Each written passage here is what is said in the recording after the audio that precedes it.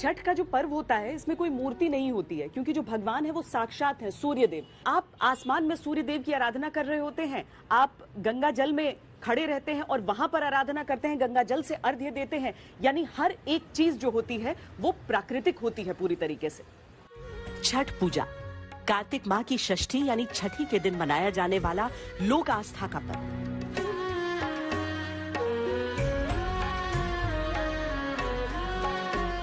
मान्यताओं के प्राचीन इतिहास में सबसे प्राचीन है ऋग्वेद, और ऋग्वेद में भी इस पर्व का उल्लेख मिलता है।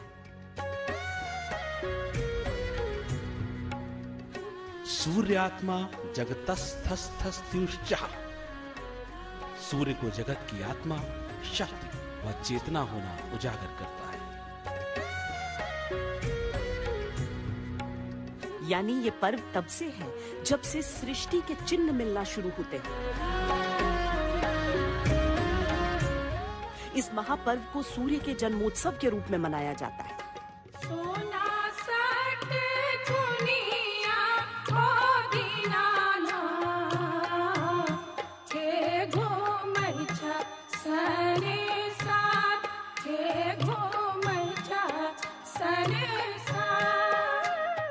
छठ का महापर्व आज की तारीख में मैं कहूंगी कि सभी के लिए एक बहुत सशक्त उदाहरण है कि हमारे पूर्वजों ने उपासना का सर्वोत्तम माध्यम जो बताया, सबसे सुंदर जो मार्ग बताया, वो प्रकृति की उपासना, प्रकृति के माध्यम से उपासना, यही मार्ग बताया, और छठ उसका सबसे सुंदर उदाहरण है।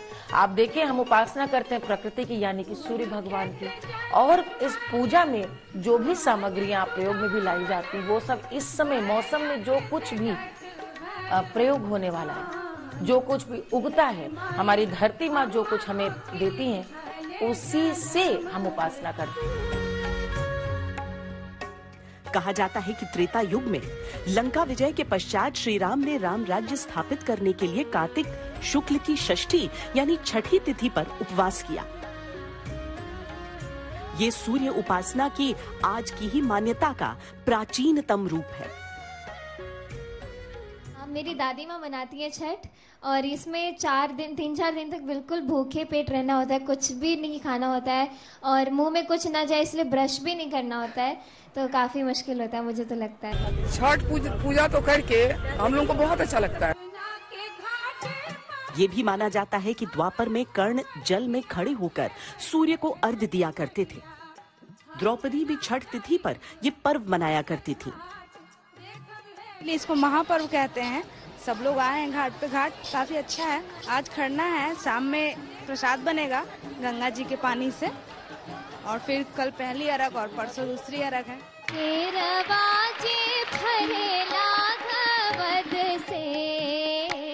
ओह पर सुगा मेड़राय, ओह पर सुगा मेड़राय, उजे खबरी जनई वो आदित्य से, सुगा दिहल जूठी आय, सुगा दिहल जूठी आय, मार बोरे सुगवा धनुख से, सुगा गिरे मुरुझाए।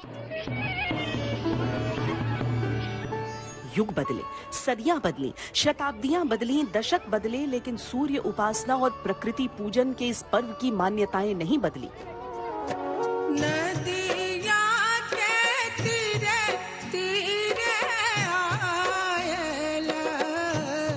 छठी मैया सेवक तोहार, छठी मैया सेवक तोहार। छठी मैया के साथ सूर्य देव की उपासना तो की ही जाती है, लेकिन उनकी पत्नियों उषा यानी उदय की देवी और प्रत्युषा यानी अस्त की देवी को भी अर्घ्य देने की मान्यता है।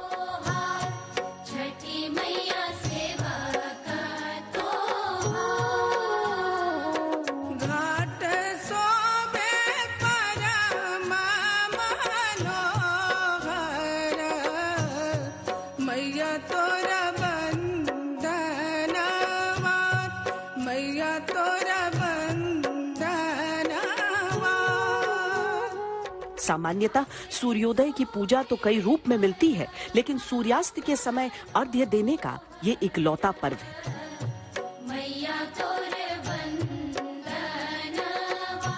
एक तो प्रकृति के प्रति हमारे आदर का प्रतीक है, दूसरा भारतीय संस्कार और सभ्यता एक ऐसी सभ्यता है जो केवल विजय का पर्व नहीं मनाती, वो मनुष्य के उदय और अवसान को समान भांति रखती है। तो पूरी दुनिया में उगते हुए सूर्य को सलाम है, उगते हुए सूरज को प्रणाम है, लेकिन अस्ताचलगामी सूर्य को प्रणाम करना जल में खड़े होकर, क्योंकि तुम दिन भर हमारे लिए तपे हो, क्योंकि दिन भर तुमने हमें प्रकाश दिया है और तुम अपनी ओर से अब एक दूसरे व्यक्ति को सौंप के जा रहे हो चंद्रमा को, और हम तुम्हें भूल जाएं। ये जो काल रात्रि है, एक तरह से ये जो रात और दिन है, मनुष्य के जीवन का प्रतीक है। जिन माता पिताओं ने, जिन गुरुओं ने, समाज के जिन निर्माताओं ने, जिन नियामकों ने इस संस्कृति का, इस समाज का निर्माण किया है, अगर वो अपने अवसान पे चले जाएं तो हम उन्हें भूल जाएं, ये भारत नहीं करता। तो एक तरह से ये सूर्य का तर्पण है, ये सूर्य को प्रणाम है कि आप दिन भर हमारे लिए जले, तो आपको भी हम ये जल चढ़ाकर प्रणाम करना चाहते हैं। दीपावली के तीसरे दिन भाई दूज आता है और भाई दूज के तीसरे दिन से छठ पर्व शुरू हो जाता है। पहला दिन स्वयं को मन वचन कर्म से पवित्र होने का दिन होता है। इसे नहाए खाए कहते हैं। इस दिन से उपवास प्रारंभ होता है। नियमित भोजन, वस्त्र और आराम शैया को त्याग दिया जाता है। व्रती अरवा चावल के साथ कद्दू की सब्जी या चना दाल ग्रहण करते हैं। बिछौना जमीन पर लगता है और कपड़े बिल्कुल सादा पहने जाते हैं। इस दिन से 36 घंटों के कठोर व्रत का संकल्प शुरू होता है।